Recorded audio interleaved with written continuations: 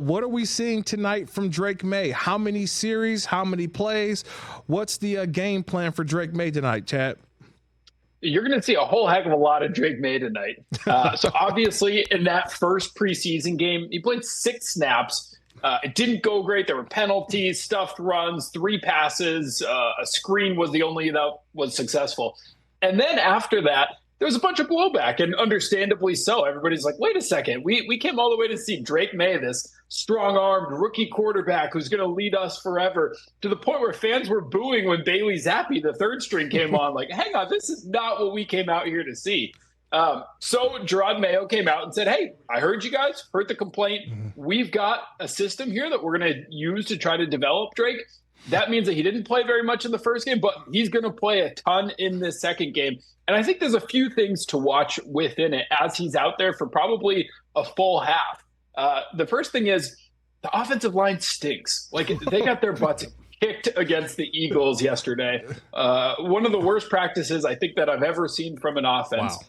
And so we're going to see just how athletic he is. Like, part of the appeal to him for the Patriots was he's got some sneaky athleticism. He moves around well in the pocket. He throws on the run. There's some things to like with him beyond just being a pocket quarterback. And so I would pay attention to that tonight. He's going to be under pressure a lot. The Patriots kind of have to just shrug their shoulders and accept that. So how he handles that pressure, I think, is going to be a big moment for him tonight.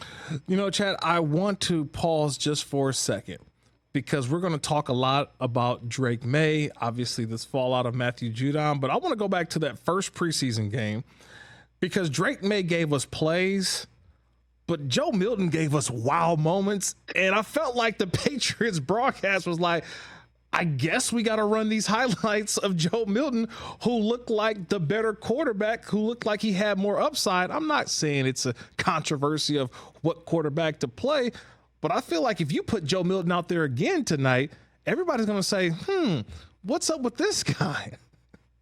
Well, and the tricky position for them, like, not that there's a competition, but the tricky part is Joe Milton's just fun. Like, he straight up is fun. He's got maybe the strongest arm in the league. Every day at practice, after the quarterbacks go through their drill of just firing balls into a net, he does a backflip to celebrate, gets the fans going. So, like, you've got this backflipping, strong-armed quarterback who's scrambling and breaking away from people. It's just naturally going to be a lot of fun to watch. And what's especially tough for the Patriots is little else is fun about them. Like, it's just not a fun team. They're going to try to run the ball a lot and keep games low scoring and try to play good defense and ball possession and don't turn it over. And now let's punt.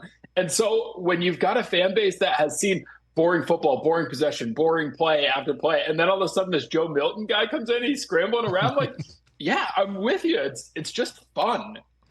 He's Chad Graff. He's the Patriots writer for The Athletic, joining me, Kirk Morrison, here filling in for Rich. Going back to Drake Maye, and look, it's funny that you say that the Patriots, I won't say this offseason, but so far through training camp, they do seem boring.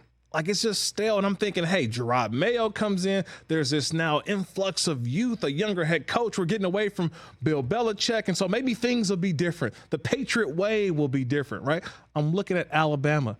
And now that Nick Saban is retired and Kalen DeBoer takes over, and Alabama's, they all over the TVs now. They doing documentaries. They doing everything. And I'm like, wait, isn't this what the Patriots are supposed to be? Like, reintroducing themselves, rebranding themselves.